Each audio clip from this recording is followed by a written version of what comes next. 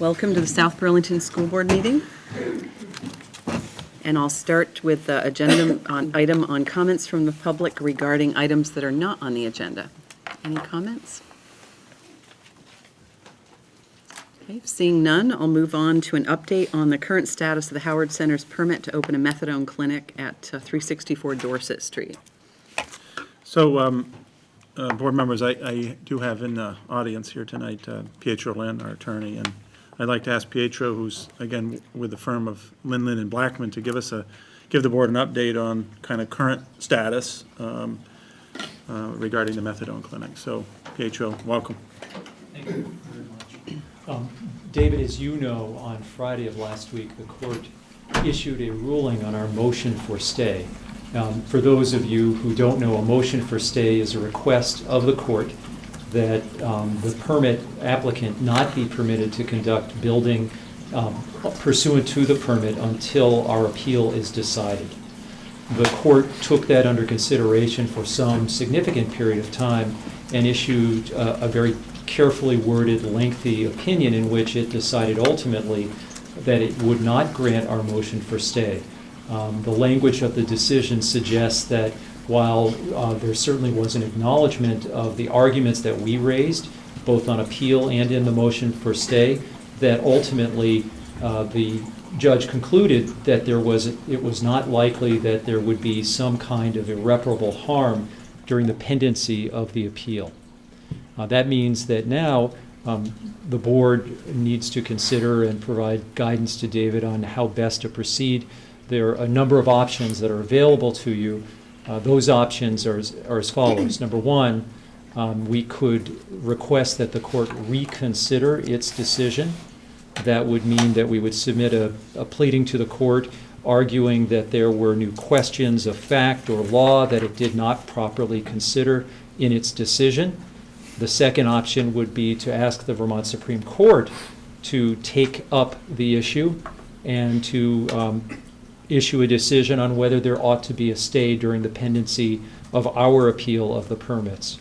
And then, of course, the third thing that we can do is let this decision stand and proceed with the arguments and the evidence that we have in connection with the appeal that will be before the environmental court. We've had hearings with the environmental court. The judge has issued a ruling in terms of the discovery that can be done in the case. We will be submitting pleadings to the court around some of the legal issues that we presented to the DRB when we were opposing the issuance of the permits. I've discussed those with you in the past, and the judge will ultimately have to decide if the evidence supports the arguments that we're raising, and we're hopeful that we can prevail on the issue. David, any other questions or concerns? No, I think that's very helpful, Pietro. Again, this was new information that came to us last Friday. The board in executive session will have the opportunity this evening to talk a little bit more about it and explore kind of the desired direction around those options. And if the board makes a decision, then we would come out of executive session and the board would direct me to take up one of those actions. So again, I think that's helpful. I don't know if board members have any specific questions relative to Pietro's kind of information that he shared with us. I have one question. So Pietro, they can do their renovations, can they actually serve clients during this period of time as well?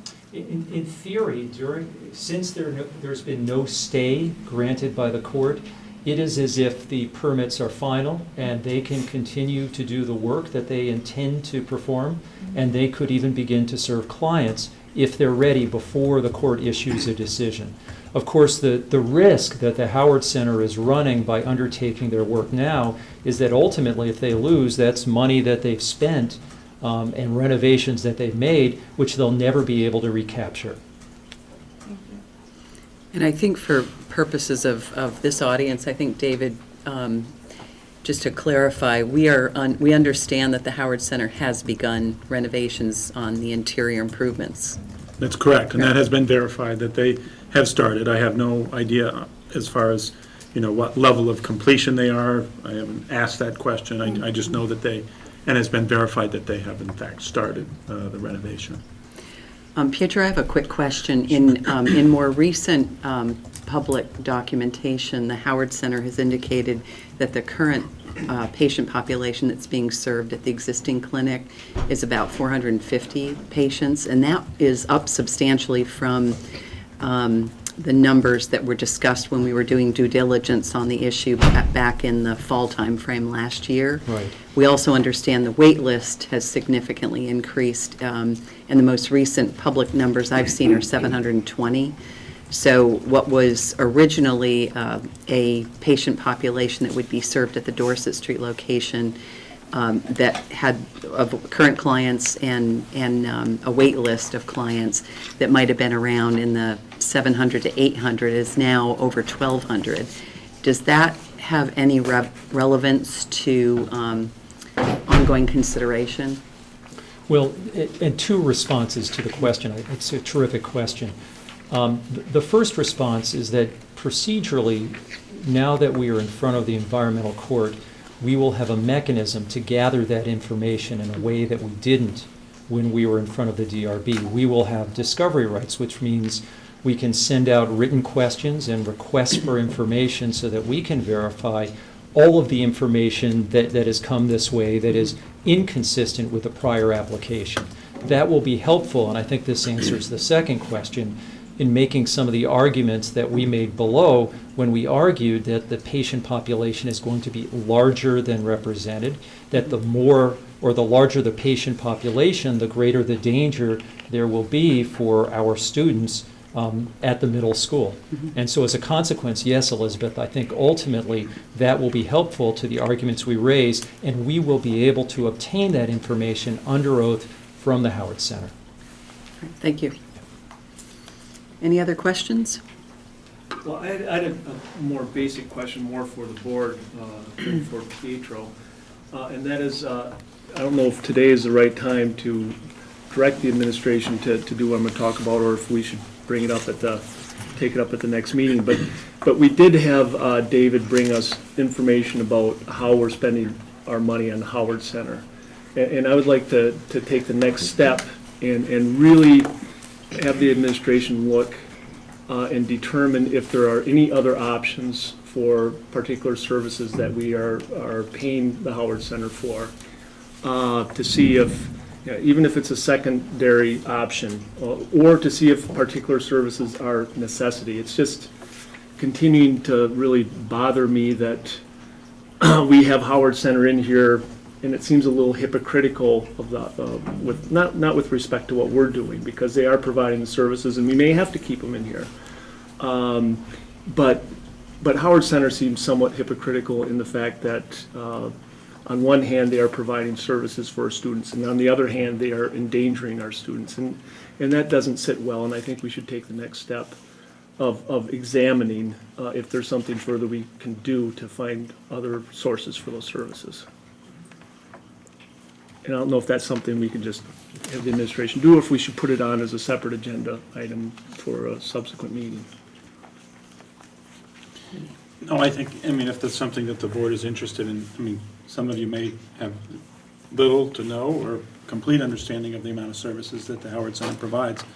Certainly, I think the board could direct me to provide you with the information, and you could get a better understanding of, the multitude of services that they provide, and kind of the number of students that they, affect and serve, if that's a desire. And I'm looking more for what are the options to those services.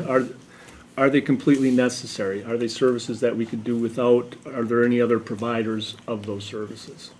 Now that's more of, because I think you've provided us some general information, and I'd like to take the next step. Yeah, I would say, again, Martin's got a request. I think it would be important for, the board to kind of weigh in on that. So it's not again, Right. I'm not saying bad or good. If it's an effort and a desire by the board, then certainly I'm happy to go forth and do that. Any other comments? I guess, I hear what you're saying, Martin. At the same time, I don't want our students who are in need of Howard Center services to get caught in the middle somehow, because I'm not sure that there are other services, agencies out there that provide the same services that the Howard Center does. They are the designated agency for Chittenden County for, a number of services. And I don't want our students and our families that depend on those services to kind of get caught in the middle of this. So I just would urge caution. Sure. No, I agree with that as well. But I still think we should examine it very closely. Just for our own understanding, more so than just that we're providing the services. When we got that data a month or so ago, it didn't have the next step of, well, what are the options for those services? Maybe there aren't any. But I think that I would like to know that, and I know a number of constituents who have come to me. One of the things they're up in arms about is the fact that, you know, we're paying the Howard Center $400,000 or $500,000 a year for services. Again, I would be clear that, with you, is that, I would not want to have disruption, directed to students, but again, if you're looking at, and your desire by the board is to have, those options more understood, kind of the service we provide, and if there are other options, certainly that can be provided to you.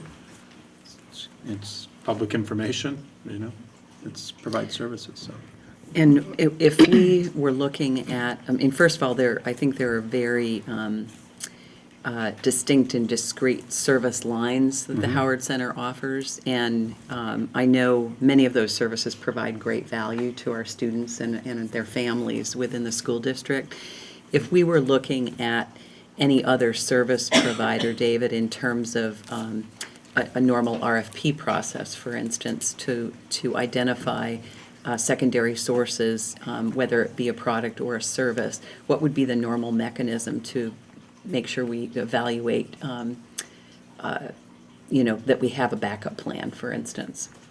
Yeah, I think, first of all, it's just assessing essentially what's available. I think that's a credit to the RFP process. When you put out a request for services, you get a good understanding of what, who can provide such specific identified service. So I would say, kind of just evaluating what is available. I think, again, Diane's right. There's some very close connected programs, and the state has those identified, and we use. And again, I think, as you said, Elizabeth, we're currently have individuals that are being served, and being served very well, and very important to the children. But I think, again, you're looking at something more globally and the options, and so I'm certainly happy to do that if that's, again, the direction of the board. Kind of Is there any objection to asking David and the administration really just to assess what alternative service opportunities would be for students who have requirements now?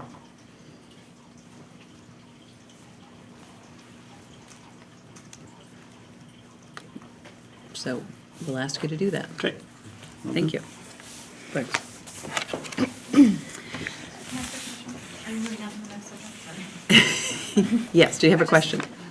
From my point of view, and I'm just speaking for myself, it really concerns me that the Howard Center can go in and begin to serve patients. And if the school board appeal drags on for an extended period of time, and the Howard Center starts shutting down the Twin Oaks facility, as an example, and UHC, and even if it's an orderly shutdown that happens over a period of time, it conceivably they could be servicing all of their patients in this location without a decision.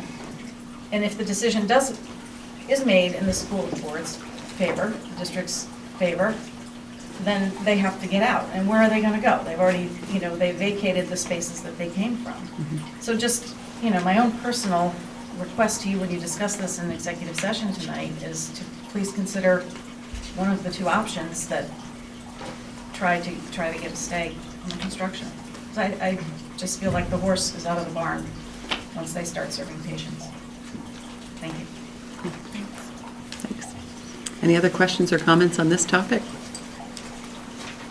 Great. All right, we'll move on to our student representatives. Anything to report out on? So this Friday, the Congo Leadership Initiative at the high school is doing a bake sale during all lunches. And they're trying to raise money to send a Congolese female teenager through CLI's Leadership Institute.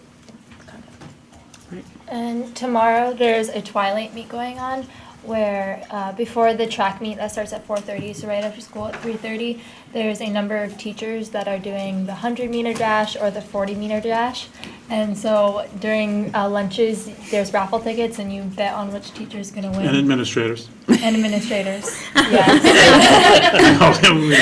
Hamstrings are particularly of concern. but- Are you running, David? That's No, what we I'm really not. want to know. Okay. So there's a raffle going on, and there's prizes like Ben and Jerry's, or there's a stay at the Great Escape Lodge. So that's happening tomorrow after school is when all the teachers are racing, and then the actual track meet starts at 4:30.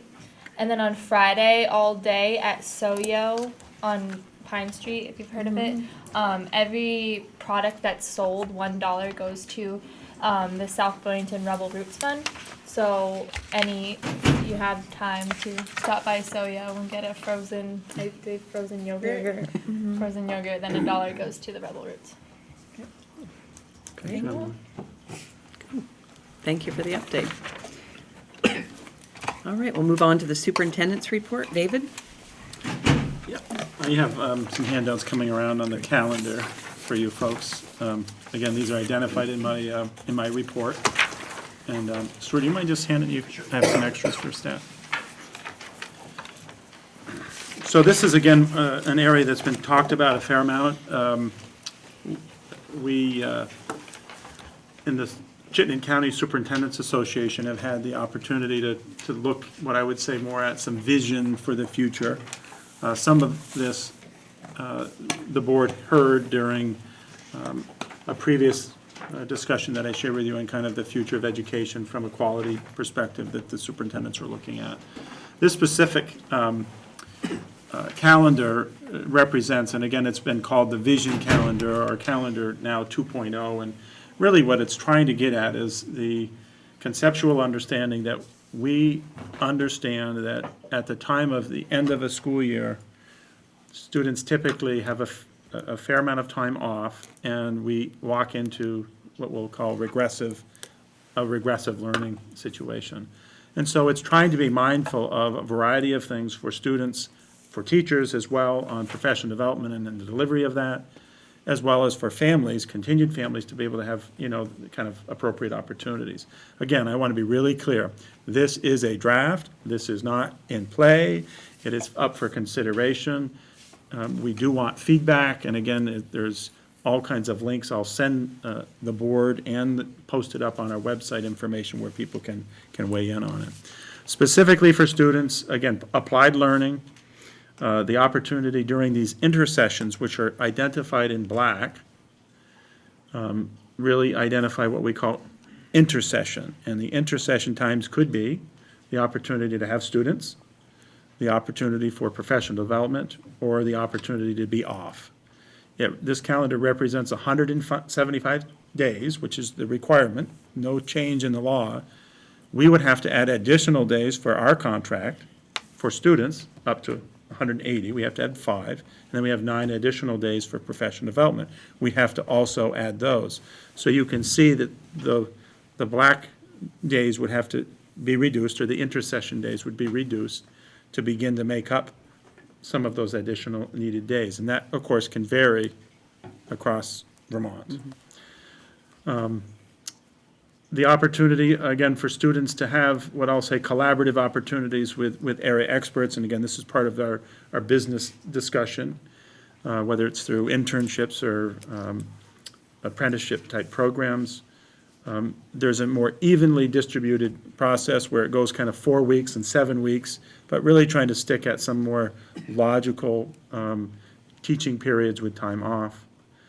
For teachers, the ability to, again, have what I'll say organized time for professional development sequence throughout the year. And again, I think we've done some good work in this area with some of our TLC days, but again, those have been, they are disruptive at times. So again, the intersession could work to plan for that. I think for families, there's, again, the opportunity to continue to help their children grow and not have the regression that might happen over the course of the summer. I do think that there's some challenges in here, for sure. And we've opened up, and we're all wanting to hear from folks around the various issues, one of which is summertime or off-time employment. We're looking at childcare, and what does that mean? Does this look more fragmented to you or more cohesive? And again, I think we have to to be really mindful of those things. And I think, how the intersessions are handled, where you have students that may come back or stay on for a portion, how does that look like? How does that feel? How is that represented to them? So there is a blog. I'll forward it, and it will be posted, as I said earlier, up on the website. I've talked with the union folks, the administrators. We'll continue this discussion, and we're really trying to look at ways in which we can continue to be mindful around how to advance education in a way that's most conducive, given the days that we have. So, yeah. David, what is the timeline for this draft proposal? We're really in the next, I would say next year, I'm going to evaluate all the options. We want the feedback. The idea right now is really in the 14-15 calendar year. Again, we'd love to see some changes. That doesn't mean we have to. You all know that in order to be proactive, just with our own budgets, you've got to back that up in order to be mindful of getting the information out. So I say, we're in a year. That said, we'd like to kind of bracket ourselves so that we're getting information out and getting it received. If it's completely favorable, then it allows us to have a move forward objective much quicker than we might otherwise. So it's really, the target date would be the 14-15 calendar year, although that's all dependent upon feedback that we get. So. And is this this is an intent for it to be a statewide calendar, correct? It is. So how will individual districts and supervisory unions be allowed to accept or move forward on this proposal or versions of this proposal? I'm not really clear around how that would roll out. Currently, there are waiver options outside of, a regional calendar. So I'm not really sure how we'll move forward with that in concert with the requirements of the law. I believe, a county could get a waiver to have something different. This primarily has been a Chittenden County initiative, but has definitely expanded to other areas as well. And certainly, there's a fair amount of interest by a lot of parties. So, again, my intent of doing this is just to provide you with some information, which you'll see a whole lot more. I'm going to make that available. I'll send you the link, the board members, the link to the blog, where you can see the presentation and kind of the comments as they unfold. So, David, I have one more question. What do you envision the feedback process will look like from families? Would it be people come here? Will there be Good different question. ways for people to have input? I think this is always an opportunity, for the board, even though it's not your specific agenda item, it has relevance. So I think a board meeting or all board meetings, the blog is going to allow for email, individual phone calls, or posting up on the actual site, kind of your questions. Did you mean for community members though, Diane? Not so much for us? Because I think families will have a lot to say about this, Well, and that's, Yeah, and I wasn't exclusive to you. We'll post it on our website with, information about Calendar 2.0. We'd like your feedback. And, there's, the link on there does allow the communication to be varied. And I think, we would be smart to just have a phone number on there and make sure that, somebody can field those questions for those that don't have the link. I suppose that's going to be hard if the only place they can see the link is on the website, so we'll have to figure that out. So that was item one. Item two is just schools out. I've provided you with some information on looking at, there's trying to be mindful of the number of families that are interested in the program, and we've always been restricted. We've continued to be restricted on what's licensed. And so currently there's some discussion going on between Lee Lanphier, the director of the Schools Out program, which we have in 4 locations now at the middle school as well, and the 3 elementary schools. Just looking at, again, I'm asking him to be mindful of those that have been on the waiver list. There is, we have a period of time where they elect to get in, they have to wait, and we've typically had a camp-out session, which has been not great. And so really trying to be mindful of how to balance, the folks that are on the waiting list with what we're able and licensed to do. the thinking going on right now, again, just thinking, I haven't run all the numbers. I kind of responded to you and I think questions to the board. We'll be looking at kind of, what would be the overall monetary and the return, and be thinking about those implications. So I'm just wanting to let you know, this is a typical time where moms and dads are starting to become anxious about next year care. The opportunity, we have a very popular program. That said, we want to be mindful of what our overall expense is and what we're trying to do. So, again, I just wanted to let you know that. So timing-wise, I know, similar to nutrition services, will we see a fully loaded P&L for the Schools Out program along with the investments to expand it? Yeah. I will provide our next meeting, May 1st, right? May 1st. I'll provide you with information around, the financials associated with the expected expansion as it relates to that. So, again, I've talked to Lee Lamphere about this, and again, I'm supportive, but again, a little hesitant around, all of the things that, you have to encounter with added staff, and, there's implications, of course, as you know. And again, I want to also be sensitive to the families that are looking for appropriate after-school care as well. So, Are all 4 locations currently at capacity? no, the elementaries are all at capacity and would benefit from the expansion. The middle school is not. And again, that was one we added this past year. So is there an opportunity for kids, the overflow from the elementary schools to come to the middle school if there's? Those are some of the things that, again, we've talked about, is in the transition of particularly the students that are 5th grade, could they come and be here? So I'm not exactly sure, what he has for numbers. I know there has been some visitation and opportunities for them to come. It doesn't really lower the number at the elementary site unless we could totally exclude them. So I don't believe that's happened. And you'll see more of the specific numbers, next meeting. Okay. And then number 3, the elevators. The elevator here at the middle school is not working. And as you know, given access and the importance of access for all kids, all staff, all community members, et cetera, that is a major problem. In short, actually that's not right. Simple terms, there was a short in the underground wiring that then had major effect on some of the electrical devices in the switching room. We have been diligent about our performance of maintenance. Again, nothing would have detected the underground short that goes between the elevator and the switch room. That said, we've gotten estimates from now 3 companies. All are fairly similar in their time frame for repair, somewhere between the 4 and 6 weeks. A lot of the time is to get the parts in which they need.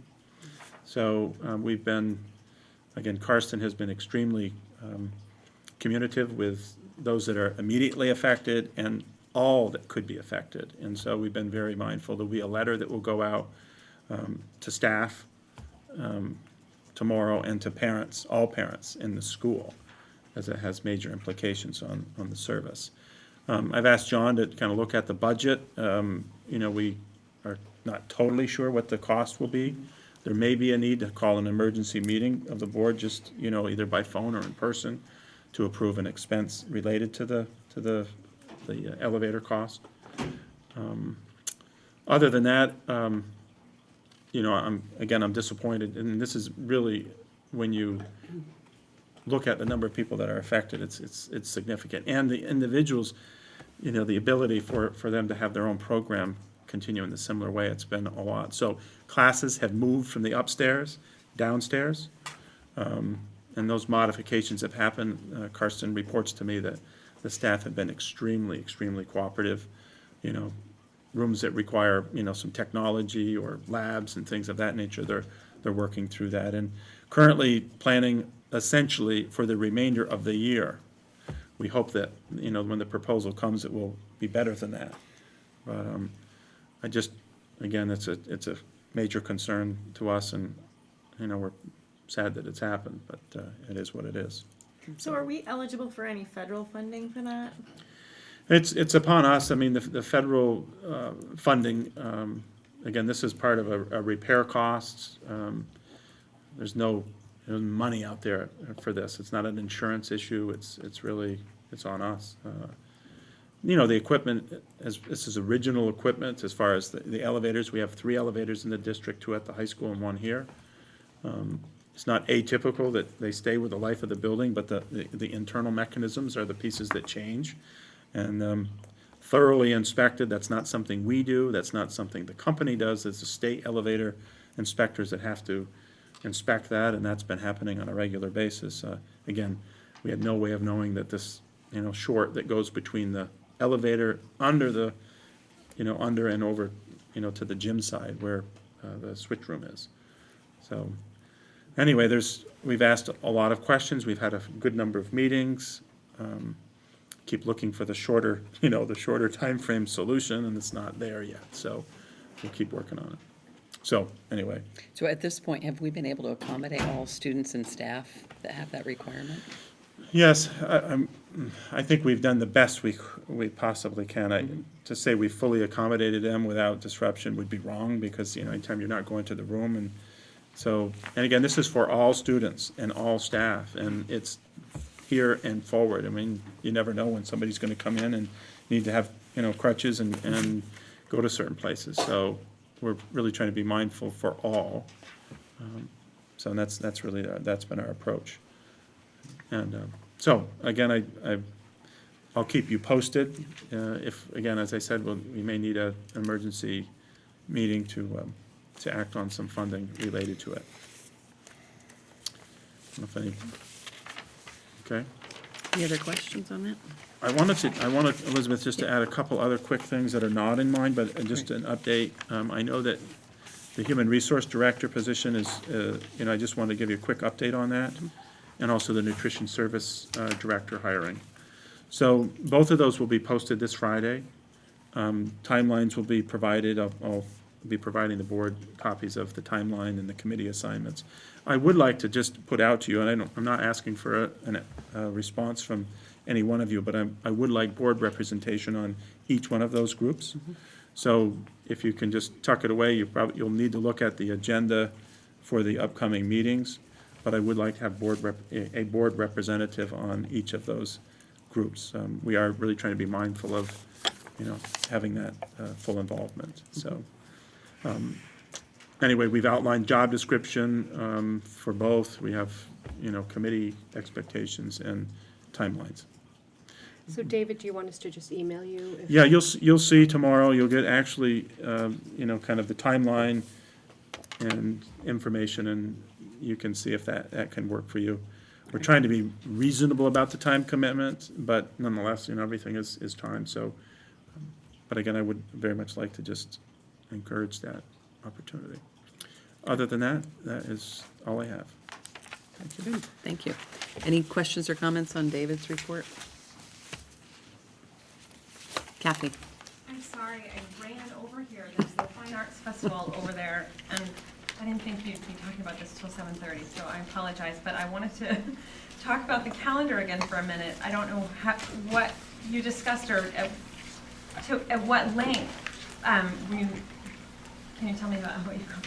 Kathy, yeah, basically, here's a calendar coming around that Stuart has you. I'm happy to meet with you and just talk with you a little bit about what's there, and we're going to post information up on the website. There's no decisions that have been made. These are just kind of visionary thinking, with the idea that it may come into play as to reality into the 14 and 15 school year or beyond, and really looking at what it means to students, to staff, and to family. What kind of advantages that might exist for people. So that's kind of the lenses that we're looking through, and we believe that these intercession periods would provide the opportunity to significantly help students continue to, to acquire the skills needed to progress, and staff to get the professional development, and families still to have the time. So that's really what this is. What's identified in the blackened portion of the calendar is called intercession times. And I'd be happy to share with you more information at any time. I just wanted to bring up one thing in case somebody didn't already. I hope that's okay. but a lot of positive things about the calendar, but my concern is that we are always on the go. Our wheels are always turning.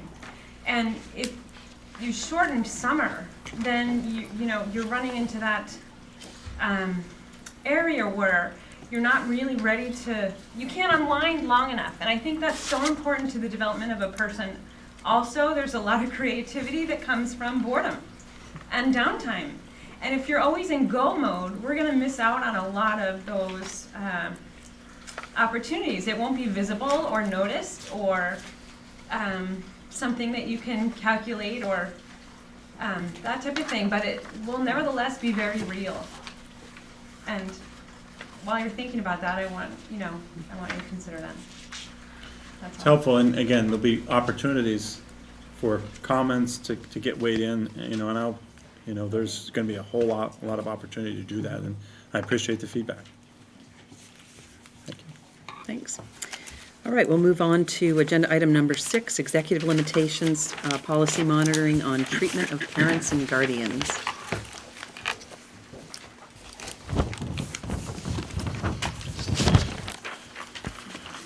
How do you want to handle this, David? I think perhaps, through with questions maybe, Elizabeth, and then back to maybe the monitoring and compliance form maybe would be the easiest. And I've taken an attempt here to provide, new evidence, and here I think there's maybe some questions that you may have as a result of the feedback. I'll open it up. I have questions if nobody else does. So on page 2, you talked about anonymous surveys are routinely used to collect information from high school students. I wondered about their course experience, this says specifically, and I wondered about the experience with co-curriculars, which from my perspective is really just an extension of the classroom. So currently, we do collect the after activity information, and it's, I would say, inconsistent for co-curricular. These are opportunities, I would say, that are, that are all part of providing added information to our working towards achievement of the ends. And I don't think you collect it from parents, is that correct? We don't, that I know of, and I'll look to Stuart on co-curricular. Again, this could be anything from our sporting programs to our drama Right, programs and key music, clubs. yep. Not that I'm aware of. Okay. No, and not from class either, and that was part of an agreement originally when the original evaluation system came in that we use now in 2002 and 2003 to collect the student data for those classes because the students are there. Mm-hmm. So we collect pattern data of a different type. Okay.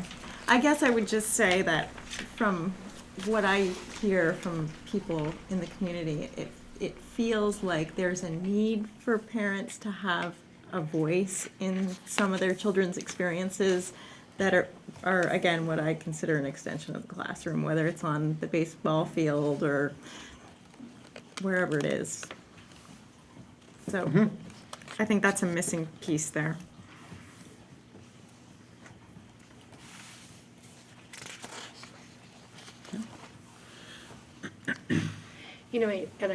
I hear what you're saying, Stuart, about the survey being conducted with students because they're there.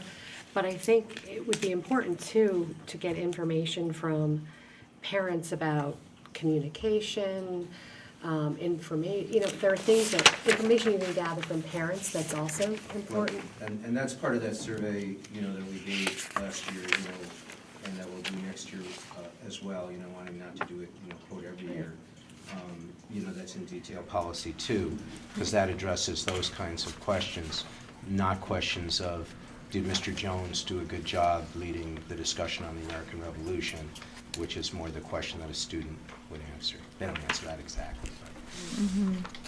But, so we do, and we plan to expand opportunities for community and parents to, to give us input. That's part of what this is about. That's a change. And, yeah, and just following up on that, the survey that you're talking about every other year, that's great. And I'm just curious about what you're doing with the issues that come out of that survey. Right, so, I answered that briefly in the, I think because it was a last minute question, I don't know if you got the packet, I mean, so this, what you see is like, the Google Doc form, but we put it into an Excel spreadsheet for each of the schools.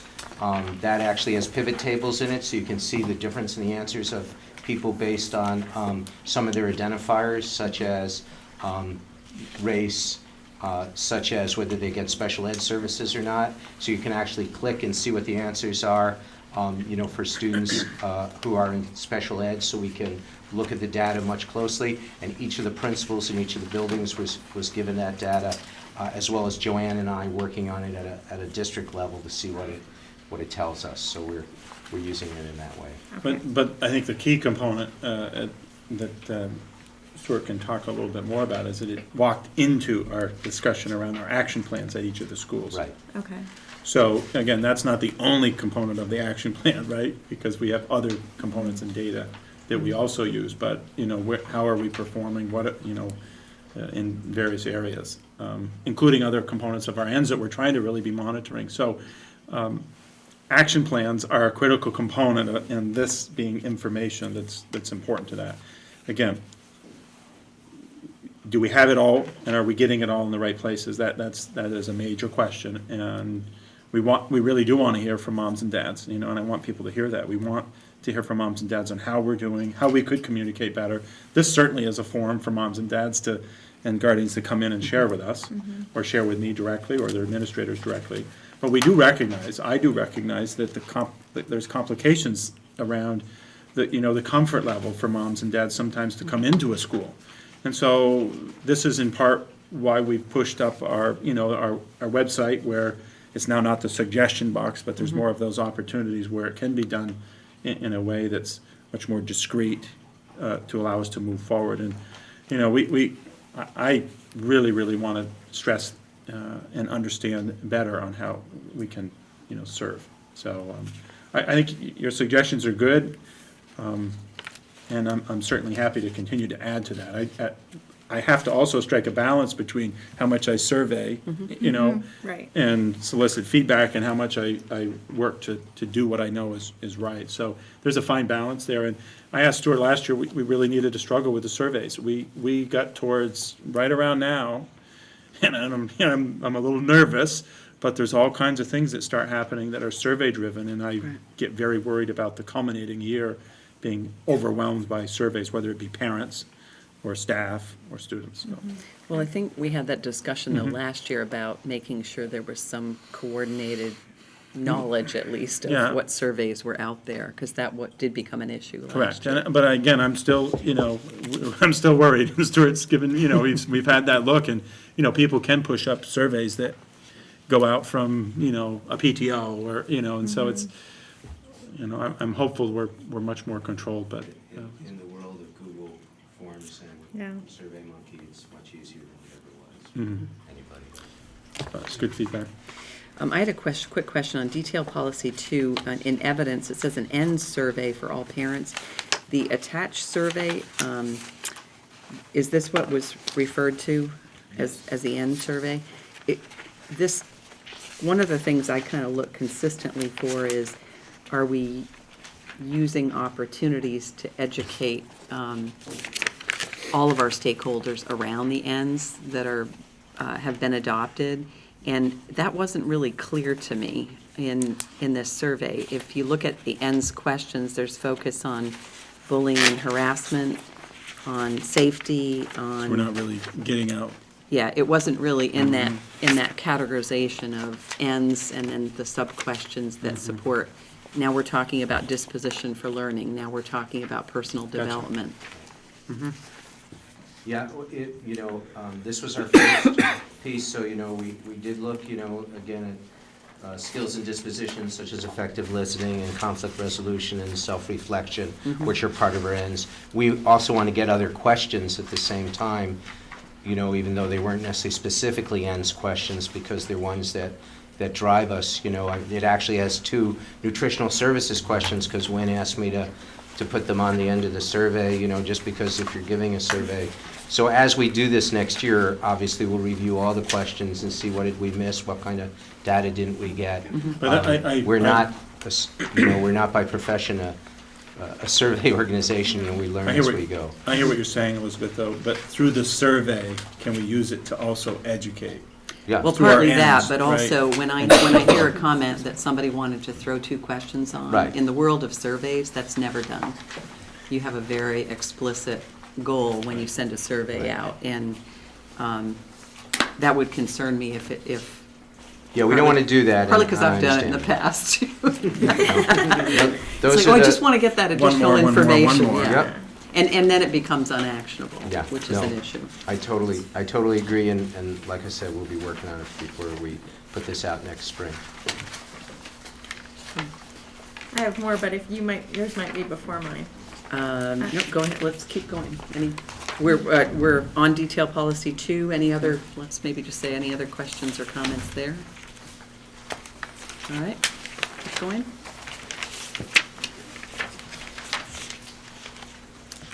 Anything on detail policy 3?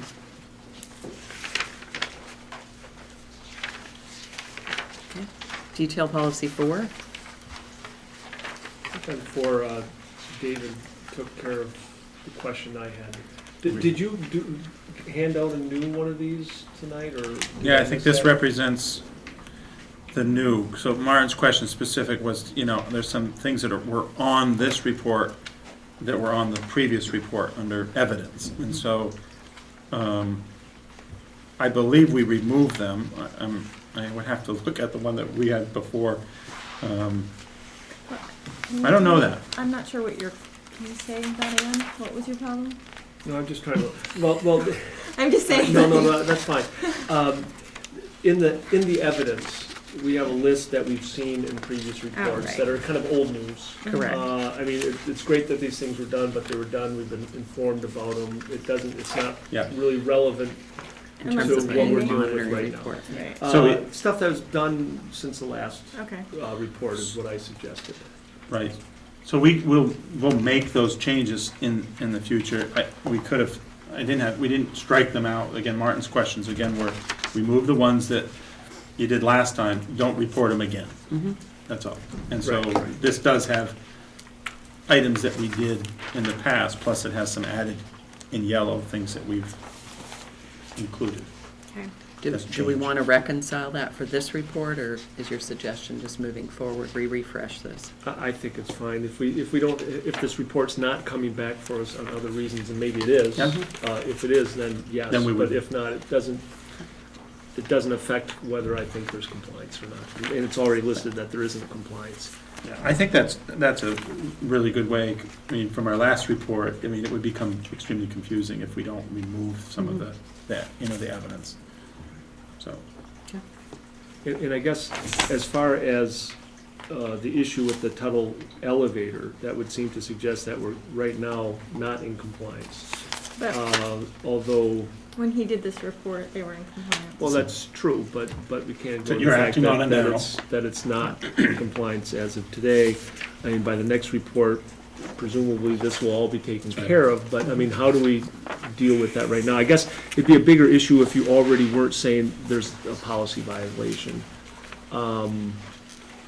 right. But is that something that would require you to, I mean, you've reported the non-compliance, but I'm a little troubled by this report that we do know of this other I- element of non-compliance. Yeah, I think in the perfect situation, had this happened, let's just say it happened this evening, and you know about it because you needed the elevator.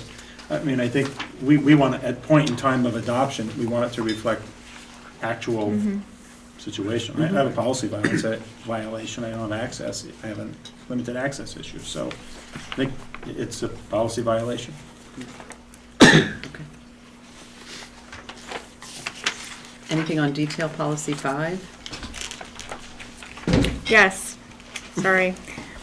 So in the last go-round of this report, there was a bullet point under evidence here that said, Consistent standards will be communicated by the administration to all staff members on communication protocols with parents and community members. That was a pending item, and it's gone from here.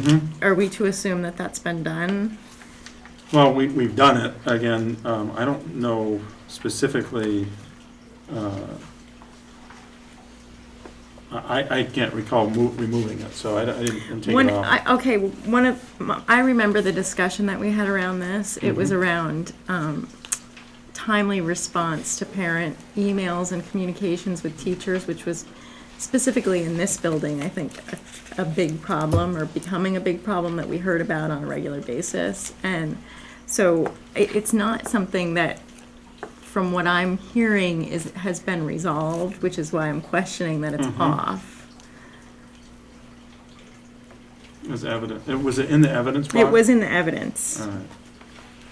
Well, and that's actually, if that was on there, Shouldn't Julie, have. that's evidence that shouldn't drop off, because there That's should right. be a monitoring report that would say, Yeah. Right. you know, staff routinely communicated within 48 hours, or something. Right. And I don't know what the agreement was, or if it was just And I can an show you, education. David, because I have Okay. I have the old copy too. But anyway, it just, Yeah, Yeah, and just to add to that, I mean, there still continues, from what I have not only experienced but heard about, there are communication issues still in the middle school that it does not seem to have been addressed, and I'd be hard pressed to say that there is compliance. And most recently, is something I did bring to your attention. There are a lot of parents who are gonna have sixth graders next year, and they went to a meeting where the meeting was advertised that you're gonna learn about certain things that they didn't learn about, as far as different teams and different aspects of the middle school. And there was really almost an uproar over that meeting and the lack of the communication that was received regarding the teams that they're gonna have in place for sixth grade next year. So that's just further, evidence that we do have that continuing issue here.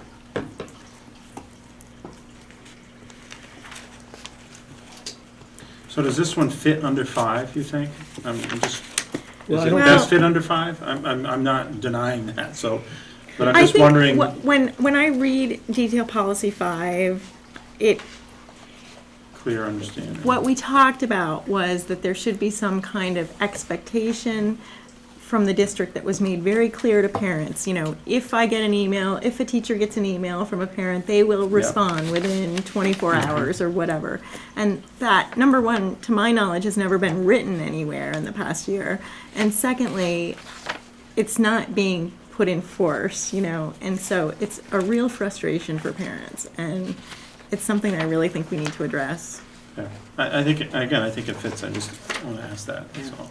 And I don't recall if there was that same level of specificity on a solution, but I do think we asked David and his team to sort of look at what the recommendation would be of what's a good baseline, and then can there be improvements to that if there's an opportunity to improve or It's need good. to improve.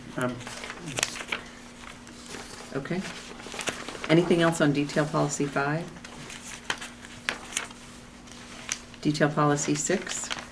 I had just a question for readability, where it says the plan to come into compliance is, and that sentence.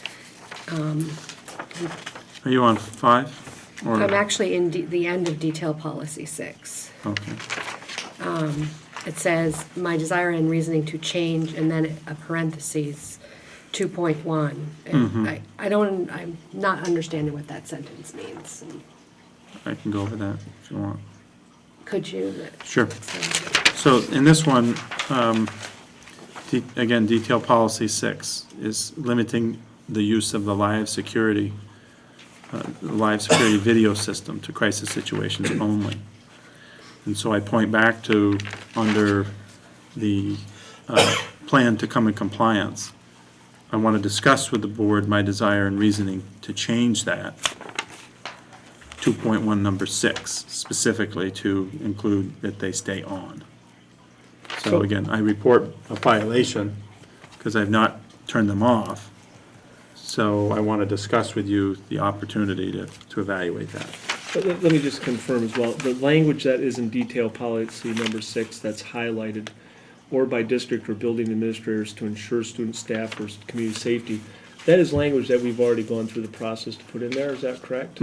Okay, so that's in there. So what I didn't fully understand is why there's necessarily a violation, because that seems to give discretion. If you've made the judgment that leaving them on is necessary to, I don't think it ensures the safety, maybe that's where the catch is. I mean, it may help, it may assist in ensuring the safety of student, staff, and community. Then I'm not entirely sure that it's a violation, unless the concern is that you want to make it very clear that, you know, we're just leaving it on, period, as opposed to leaving it on for as long as I think it continues to be necessary to ensure community safety, Yeah, community staff. I see what you're saying, Martin. I was just trying to be really honest and clear in that I've allowed them to stay on, and I viewed it as when they're on, the only time in the past when they were allowed to be on is if they were in a crisis situation. So I think it would be a stretch for me to say we're in a crisis situation every minute of every day. Right, And okay. therefore I said that I'm in violation because Okay. although I think it's the right thing for us to do, given the current status of conditions of our district and the need for the utilization of the tools. So again, I report violation in that vein and ask for a plan of action to correct it. Okay, fair enough. Of which you may not like and may not want to do, but that's come with my thinking. Okay. I appreciate that, though, view. Okay.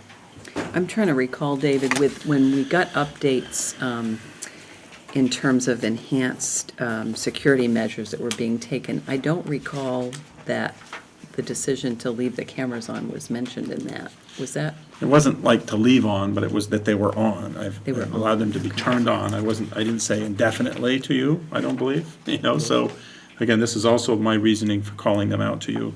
I think it's important for you to note that they're, the monitors, which are TV size monitors in all of our main offices, they're not visible to the public. It's not, it's really just available to our administrative folks.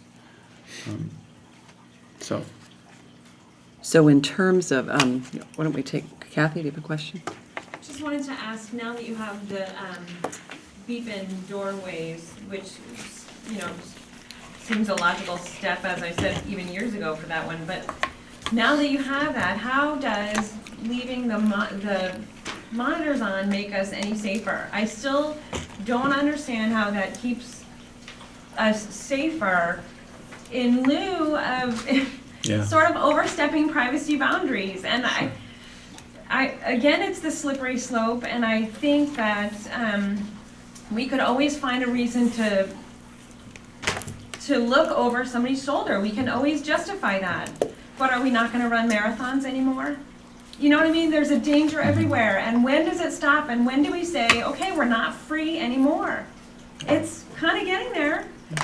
So I would like some real justification as to how you see that is really valuable. Because if it's not really, really valuable, I wish that we wouldn't do it.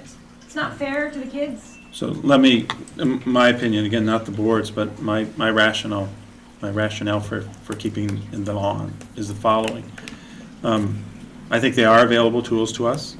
First of all, they're not watched every minute of every day. They're in a location in which a person who is, or people in the office, generally not more than 3, are available to use them and look at them at times, which may be a time when it's significant when there's a large gathering that's happening outside one of their buildings, and it looks like there could be trouble, which would give them a much more early opportunity to put the school into, secure the school where we could have kids away from certain locations. I think it allows us to use those tools in a very appropriate way without, using them in a disciplinary way. It's really just all on crisis. And again, there's several cameras we have that are looking at our parking lots and looking at kind of those types of activities which, can be a threat, which we know, unfortunately, to schools that, are around us throughout the country. And I think that information is important to have available. I don't think we're at a point where it needs to be monitored, every minute of every day in every office, but I do think it's an available resource that would help us continue to be mindful of safety, given, what we know in our society. So that's again, my justification, for them staying on. I do worry that there's going to be that temptation to start, policing that way. The more you see it in front of you, the more you're going to sort of be looking for things. It's a people thing. It's what we do. And again, they've been on for, this, up till, from, as I said in here, from the Sandy Hook incident forward, they've been on. And again, there's been no disciplinary actions that have taken as a result of, anything on them. Again, it's been just an available resource to us that, I've been collecting information from the administrators. Is it helpful? Does it provide, they've all said it's helpful. Again, a lot of them don't have direct access to their front entryways. They can't see.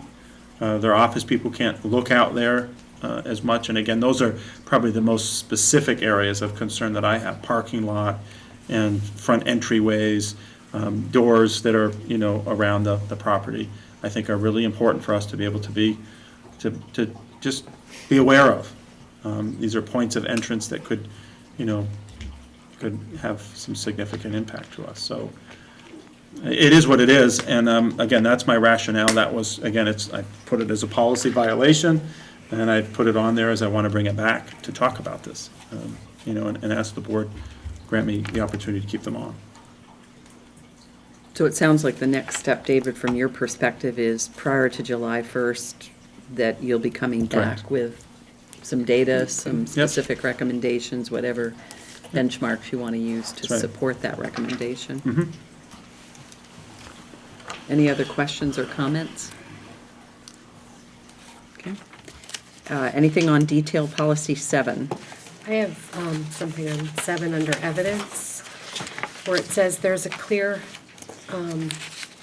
opportunity feedback process to hear concerns from parents, students, or community members, and and it says that the forms are available on the website, and a couple of thoughts about that. Are there other ways to get that information to families? And I'm not sure how clear the feedback process is, because I remember when we talked about this at one time, there was discussion about putting the suggestion box on the top of the district website and the link to the feedback process. Right now, if you don't scroll all the way to the bottom, you're not going to know what the feedback process is. So I just would like to raise that again about how we can communicate the feedback process in a more clear way. So It's fair. That's my thought. It's fair. I struggle with. I'd like to keep it in one place. Bottom was good. But certain websites and certain schools, are really, really full. And so I concur that if you go to the high school site, you've got 3. I don't know exactly, but 3 pages of to get to the bottom. And others, it's in the first view. So probably needs to be up. We have a lot of information on our website. it's exciting that our students are Yep. doing so many things and that Right, we but know I that agree on- with you, and it's but I probably just the think bottom wasn't the right place. Maybe just an easier visual on the website, like, Yeah, it's a good point. Well, not dissimilar to the, prior to the budget time, the vote button that Got brought, good positive. maybe, yeah, I mean, I've seen websites that just have icons like a telephone, Right, something to that effect. it's good. What happened to detail number 6? Did you miss one? We just covered that. We just were, did we it. were, Diane, you actually jumped to 8. Anything on detail policy Oops. Oh. 7? Sorry, I was like, uh-oh. Anything on detail policy 7? We'll go back.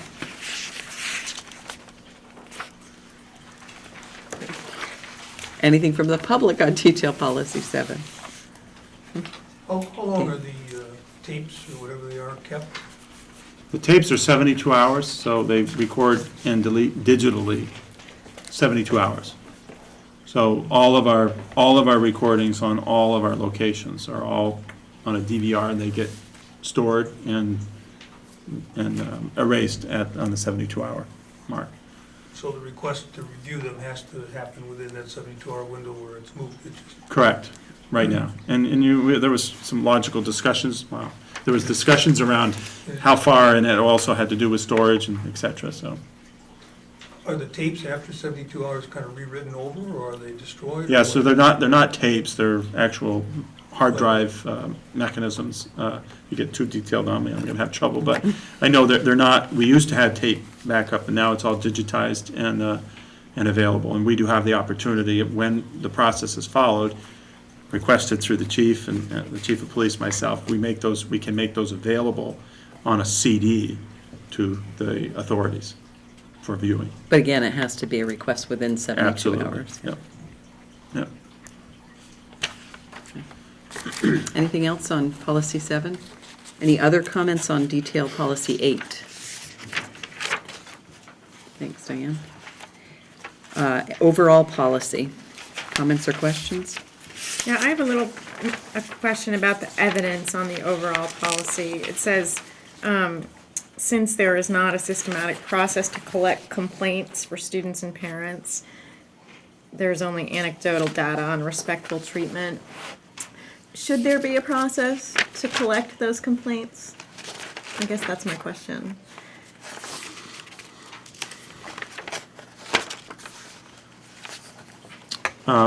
Again, I think if you go to the plan to come Yeah. into compliance, that's part of our work ahead as to how we're gonna do that. And I think, you've given some suggestions, and we have some ideas and suggestions on how to do it as well. Again, it's a violation now, and I don't know if that adequately provides you with some next step stuff, Julie.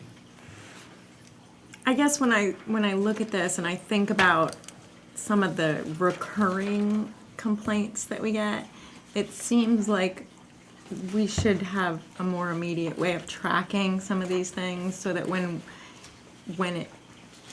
there are many of the same kind of problem, we're doing something about it. Yeah. We do, right now on our collection system, we get all of the detail. But I think, whether we're getting all of it relevant to the situation is another question, because, that's one means. And so I don't know if I've written it to the website box. Are there others that won't go there and go to directly to somebody else? And so Right. that's part of where we need to Okay. be more mindful of how to track that. Again, this is important work. I think we'll always have to stay on top of this as systems change. But again, I'm reporting a violation, and that I gotta get this figured out. And I think the suggestions on where the suggestion box is, it's not called the suggestions box anymore, but where that can be placed, and the icons, I think, is a good idea. Those are all ideas in which may help us in some way, help folks provide us the feedback. I don't know, Emily or Sabina, ideas that you have around feedback from, what are some things you think we might be able to do differently on hearing from either students, or do you think that happens, or? I think it happens regularly, like every time we end a semester or a class, we take a survey on the teacher.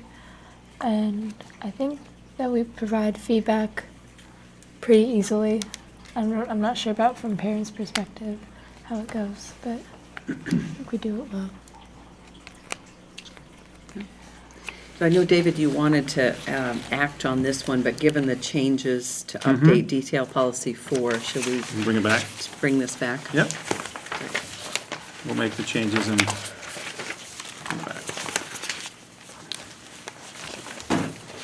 Okay, unless there's any other questions on treatment of parents and guardians, we'll shift to agenda item number 7, nutritional services report. So in your packet is information John prepared for me on the nutrition service, kind of the financial report, if you will. And he's kind of outlined kind of where we currently are, and on the back of that page also giving us kind of some back year history up to including this current year to date. Again, I think it's important to note, I know some questions came out from the board on, where are we now with some of our move forward directions, and as I reported to you when I had the suggestions that we move forward internally, the regular monthly budget information to the nutrition service people, implementing some of the current known practices that we think we can benefit from, one of which is the buyers group that we know has some metrics in it that will help us. And again, meeting and hiring a nutrition service director that will be on board to be able to continue the work forward. So again, this highlights some specific things. I don't know what questions you specifically have, but again, you're seeing this in its purest form.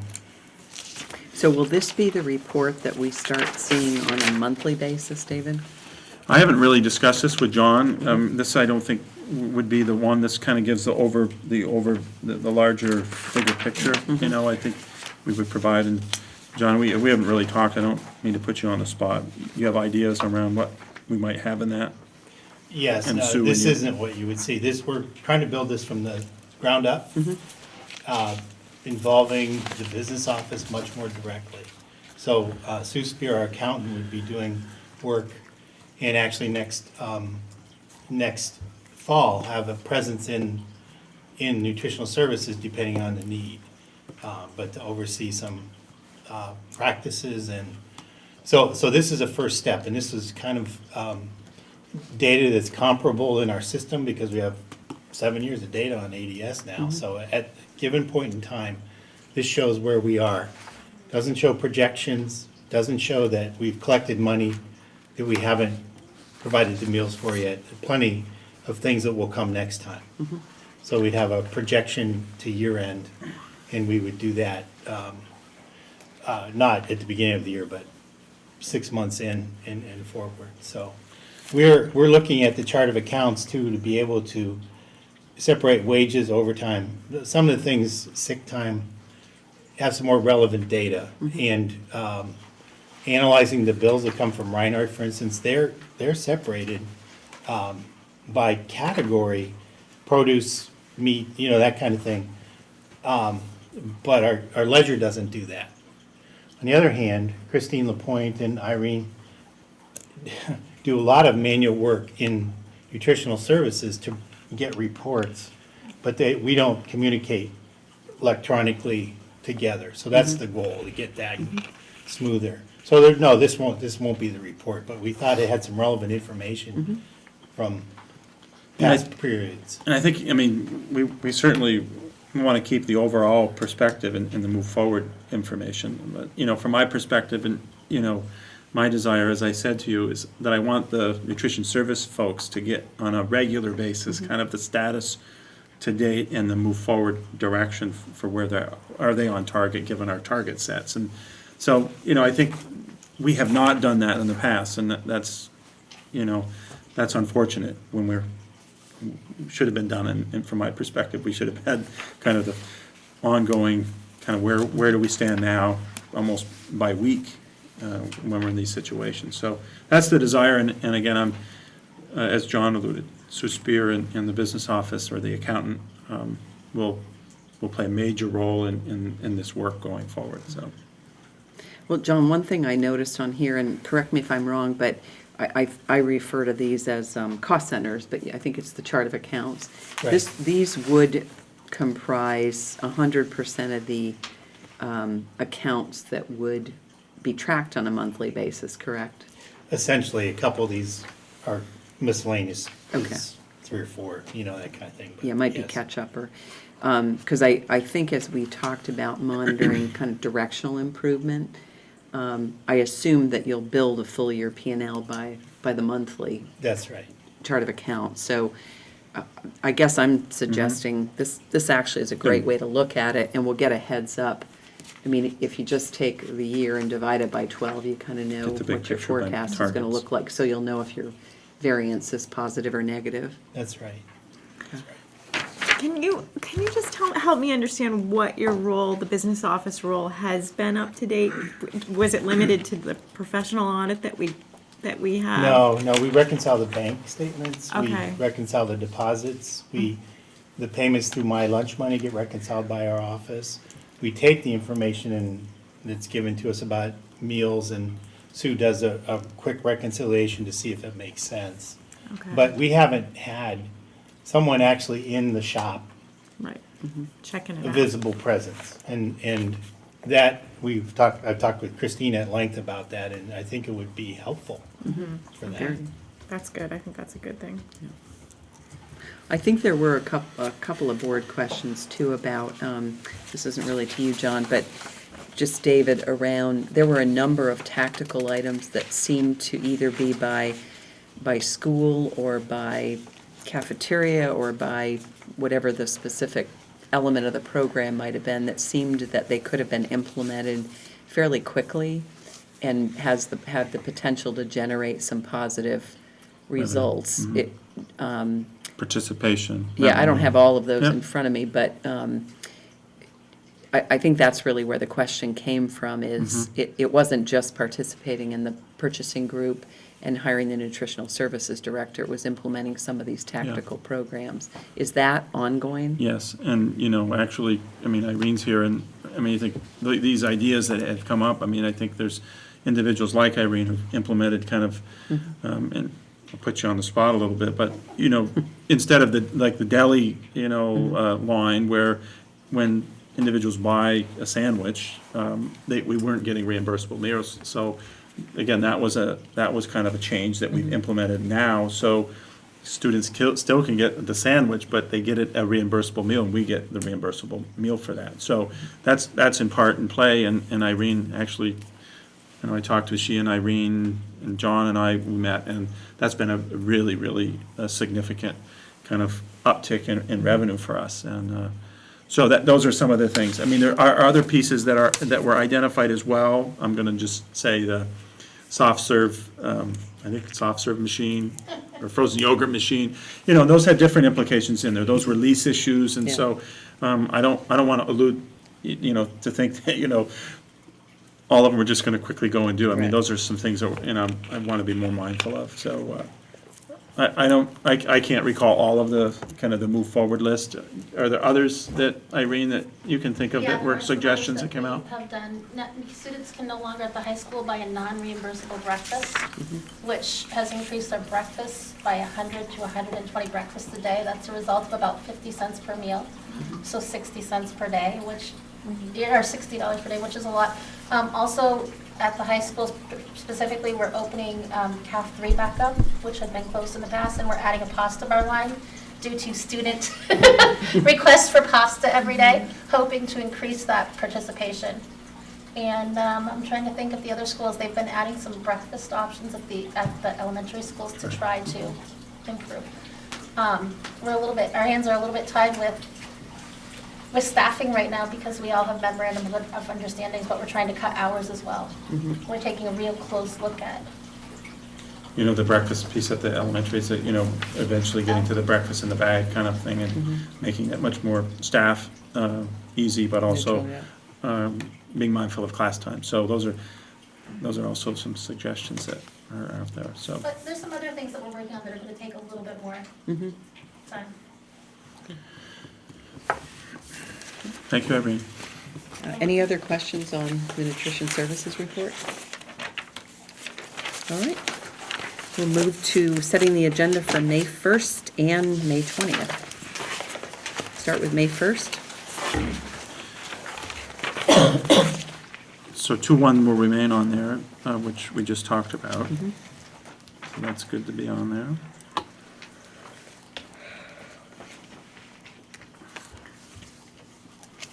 I think important to keep the methadone piece on there too.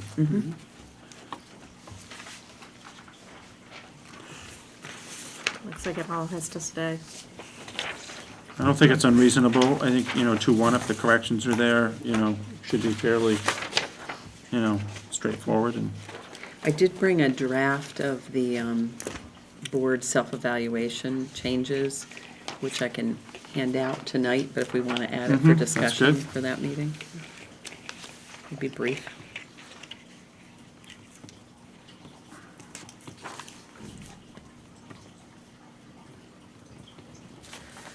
Number 11 will be shortened significantly after our retreat, so it won't look as A ominous. big block of talking. we might add other things, Diane.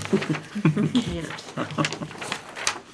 Okay, anything else we need to add, or, okay. I think we're okay. All right, so we look at, or shift to the agenda for May 20th. This is a board retreat. I just have to tell you, okay. Emily just asked if we're going somewhere special for our retreat. When I said, say yeah, I re- think we're when I going to say David's retreat- office. Yeah. When I say retreat, I mean we just meet in the district conference room at the high school.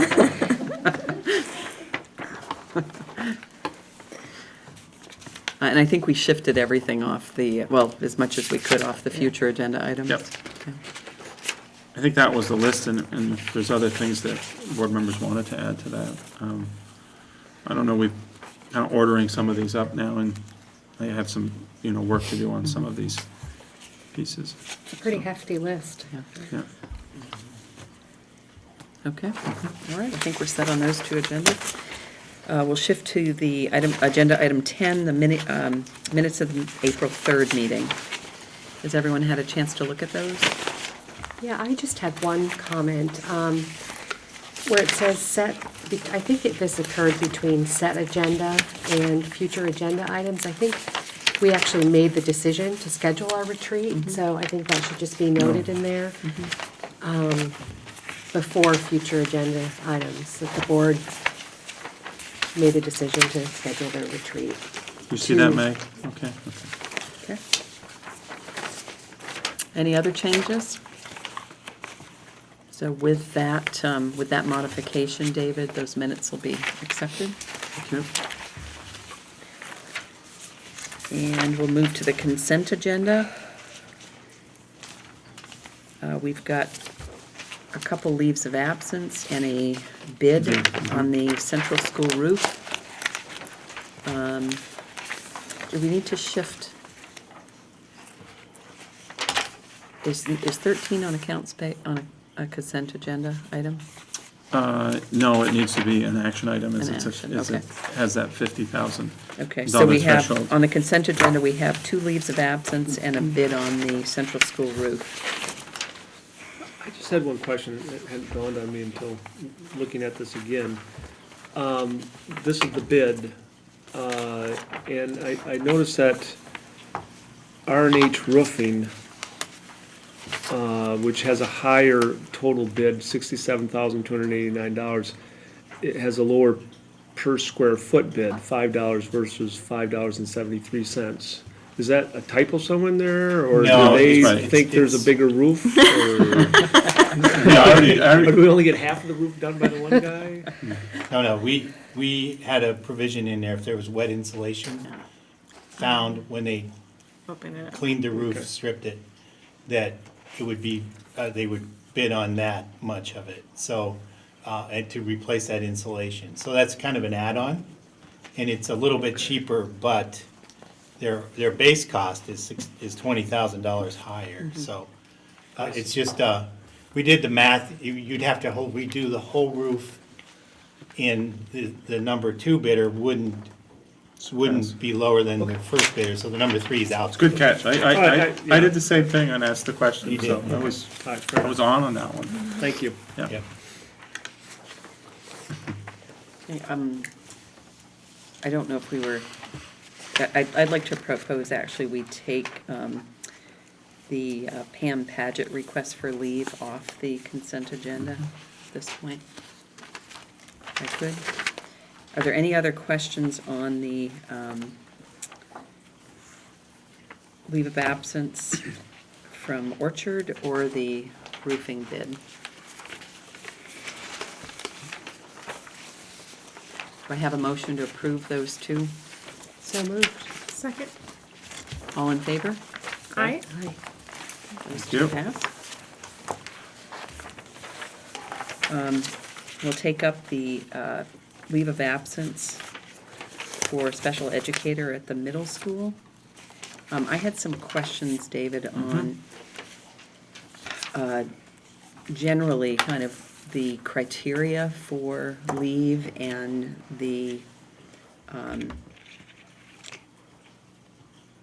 kind of the district's policy around what instructors kind of bring back to the district as well.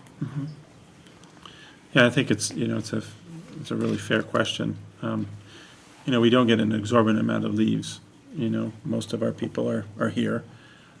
We do have, that said, we do have a variety of folks that elect to request to the board, through me, the opportunity to leave for a variety of reasons of child rearing, professional growth experiences.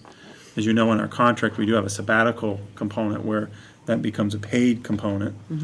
To my knowledge and my history here, we have not ever done that, given our kind of our financial situation. I will tell you that, I'm supportive of individuals rejuvenating and regrounding themselves in areas which they think are going to be important to the services that they render. In this case, I'm supportive of the special educator. Again, we have continued to support the inner resilience in our district. I think that we've been mindful of, and that's probably not the right word, we've been diligent around how we spend our money and to move forward. I think we've been able to do very significant things for kids at a fairly reasonable cost that people in our district have endorsed and recognized the importance.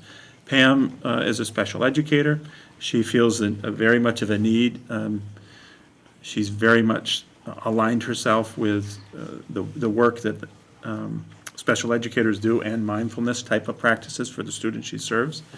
And she's been a huge resource. She walked into this not really having any previous knowledge and has really endorsed that she's asking for a year's leave to continue her growth.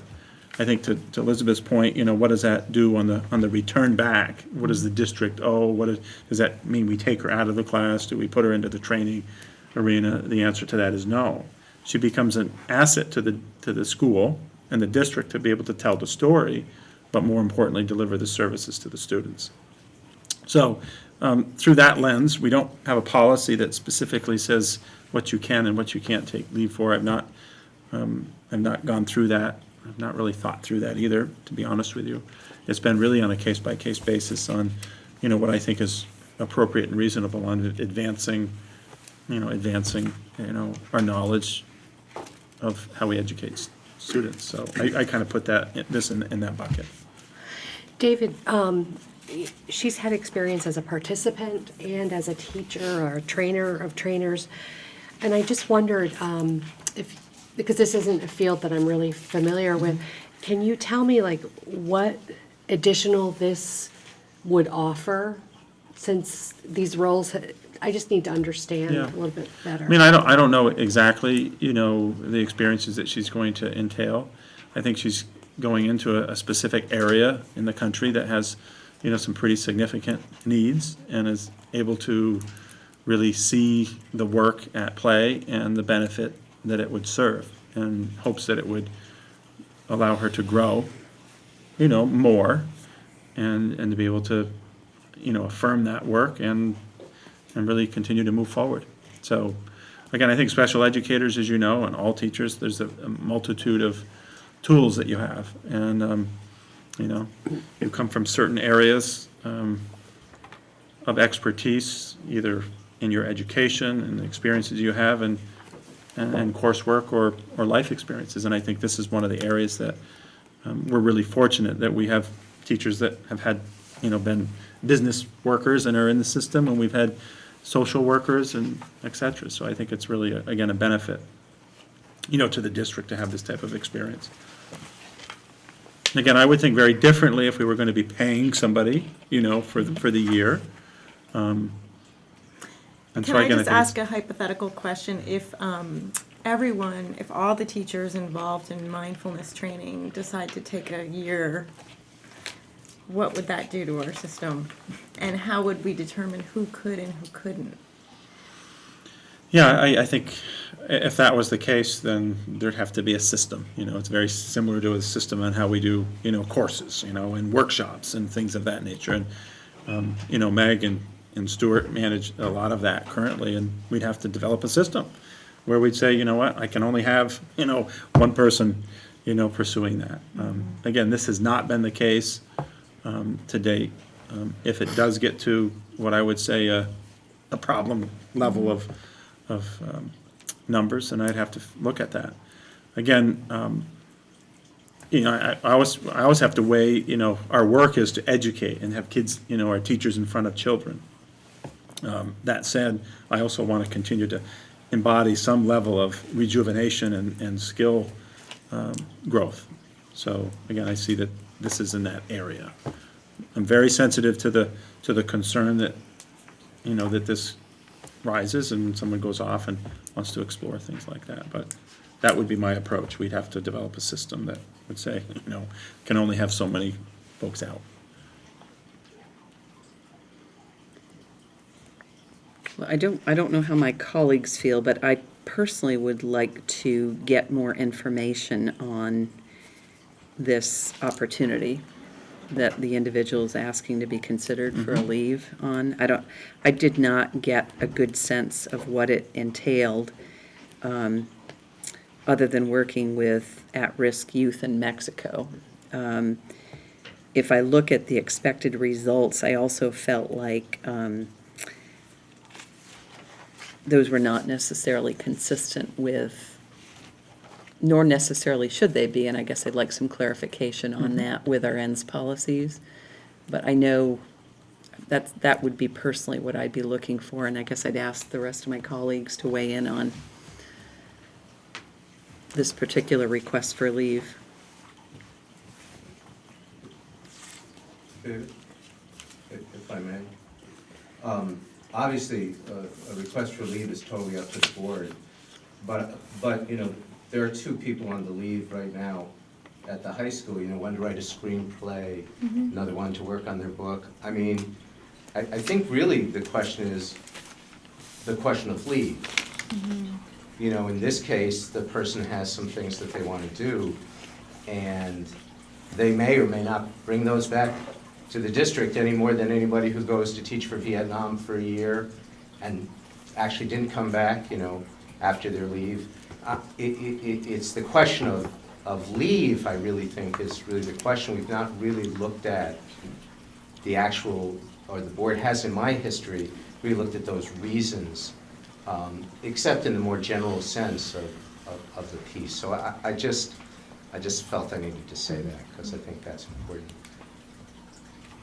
Yeah, and again, that may be enough evidence for you that says, we've granted a variety of leaves, and it would be nice to know, to develop some criteria around, how does a leave benefit us? I mean, I'm also somewhat cautious around, individuals who request leave then for, child rearing, right? For the whole year, not just with the family medical leave and legal portion. So, I want to be also careful for the district a little bit around, where I park that, So those are just some things going through my brain. I'm certainly happy to come back, and have some additional information for you around this. Well, I think, I like input from the colleagues, because I think that's a good point, and Stuart, I think that's an excellent point. I know in my tenure on the board, I think there's only one leave that I can remember the board did not approve, and frankly, my recollection is it really was in the description of what the individual was going to be doing and what the value that was going to have, whether it was to the individual or to the district down the road. And, what I may be reacting to is just this presentation. But I think it's always a good idea to refresh, the policy on board. I think it's great to invest in our employees and their ongoing development, and I support a leave policy. this one raised a lot of questions for me. Fair. And I guess I'm not saying yes or no from my perspective. I'm Like some saying more. would like some more information. Yeah. But And again, in- I need to defer to my colleagues to kind of get input. Yeah, I guess, I mean, my view are there are two important questions, and I'm not gonna weigh in one way or another. I don't know this individual, and even if I did, I'd defer to David on these issues, is, number one, can we do without this particular position or person for the time they're seeking leave? And number two, do we want this particular person back after they have leave? Do we, in other words, want to reserve the job for the person? Or are we going to say, I mean, there's the option of, well, yeah, this is too important of a position. We're going to hire somebody new, you can go, but we can't guarantee your job. You know, that's kind of the questions it seems more, you know, we're guaranteeing the return of this individual to the job. Yeah, and again, not really fair to you, because I didn't articulate all of that in the process, but, you know, this individual met with me, as they all do, and, you know, I definitely, you know, I would not be recommending if this was a situation where it was an irreplaceable, you know, somebody who could not be replaced, or we don't have somebody who can appropriately, significantly continue the work. And so, given, as you know, in our current budget status, that represented some reductions. And so in many ways, we have people who the district has already had some time with, educated them, and they're able to continue to move forward in a very, you know, connected way. So again, I didn't tell you I did that. I think it's a good observation, but those are some of the decisions that, you know, that I went through. It's not just, you know, you ask and I give. You know, I'm looking at it from a variety of things. David, is it hard to fill a one-year position in such a specialized role as a special educator? Again, you know, I'm just gonna speak to our current, you know, budget realities, and, you know, we made reductions. And so in the reduction category, we have individuals that were reduced, and I think that we have very qualified people that are available. That said, we also are a very desirable district to work for, even for 1 year. And a year of experience is a great benefit, even if you're coming from the outside. So if I was worried that, and again, in my time, we've had situations with certain skilled positions where it was really concerning. And, you know, I personally have said that, you know, it's not gonna be something we're gonna do. And I know John Everett in the past, that we had those conversations, that we're in a situation, we can't do that. We're gonna be then non-compliant in providing student services, so it has happened. I think these are all good questions. I think it's always nice, you know, for an individual, you know, to have the opportunity to talk with you a little bit more about it. I didn't, you know, I met with her and asked, you know, for her to, you know, put some information together, and, you know, I don't become the proofreader, and I don't have a, you know, a protocol, and that may be an area where you go. If you do want to request a leave of absence, then here's some things that I'd like you to do. And again, I haven't provided that. So, again, I think this may be a time we do that. Is there any time sensitivity for this individual that we couldn't I don't hold know. this to the May 1st meeting? I don't know. I can ask. Okay. And if it is a time sensitive in the planning piece, then I'll come back to you. And it's likely that perhaps if we're gonna, it's likely we'll have a special meeting for the elevator situation, then I would put it on that. Or if it's even needed sooner, I'll work out a way to warn an emergency meeting so you can make a decision. Yeah. So if everyone's in agreement, we'll ask David to bring some additional information back, if not before, from the May 1st meeting, so that we can act on this. Great. Thank you. Okay, account payable order. Any questions on the accounts payable orders 37, 38, turning points 56 and 57? Seeing none, we'll move on to the AP order requiring action. And do you want to give a little background on that? So again, this is part of, this is then April 4th, because John has outlined it for you. Because it has the amount that exceeds the tuition amount. This is again in our resolution document, and again, part of our past conversations to make sure we're all grounded. John and I provided that to you in the resolution, so that's there. Basically, this is for student services, Horizons program. I don't know if you have specific questions around, again, what calls this out as the resolution because it's related to tuition. Are there any questions?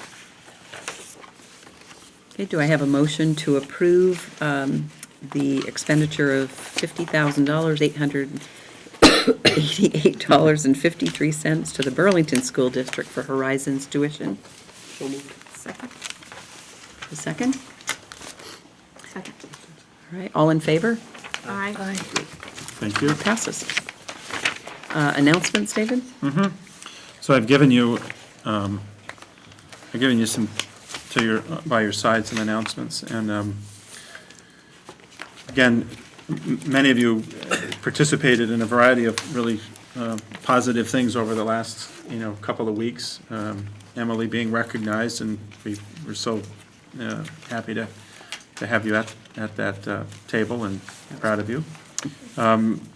But again, we have teams that are going off, and actually I just was sharing that with a few of you. We have kids that are over the vacation. They're not really vacation. I mean, they're off to all kinds of places and competing in so many different events. So you can read about those, and these again will be posted. But we have a health fair that has just happened here at the middle school. We have a staff member over at Orchard, Donna Sullivan McDonald, who's been recently recognized and is going to be serving on a technology board, a pretty prestigious position. Again, we had the Poetry Slam, which was a great success. Again, students came from all over Vermont to our Poetry Slam, and that was put on by our own folks. And again, a great testament. We have students at the high school going to Washington, D.C. in our Real World Design Challenge. They're the first group that will be going for I think in the entire country, they've been all 5 times. And so they're the first ones in the history to be doing that. And, our fingers are crossed, but they've done a great job. Chamberlain School, the bike rodeo, again, we're that time of the year, but again, talking about safety and trying to be a good connect to the community is happening.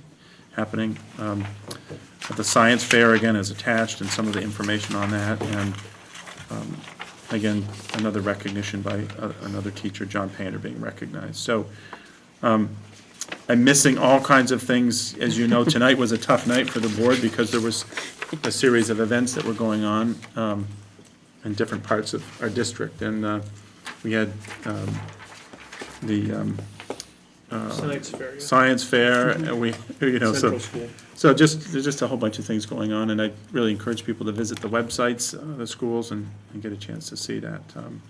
So David, it seems like every year on this night when it's like fine arts and also the big picture thing going on and the science fair, we miss all of those things. I wonder if we could try to dodge it. Try to dodge it. What happens when you dodge one? You have another one. But, yeah. We'll look at it again. I think as we continue to be calendar challenged on how we can figure it out. I do think it's important for us to try to stick to our published calendar. But if we publish it. Yeah, no, I'm fine. I'm really fine with that. But it's really, really hard, and we can certainly always have it in a school and take an adjournment. But again, that turns out to be sometimes complicated for people to get. It's good. We'll look at it, Julie. Good. Any other announcements? Hey, you won another award at the science fair. Oh my gosh. Look at her. She's crazy. All right. Do I have a motion to move into executive session for the purpose of discussing a legal matter, personnel, and collective bargaining? It will only be legal matter. A legal matter and collective bargaining. Correct.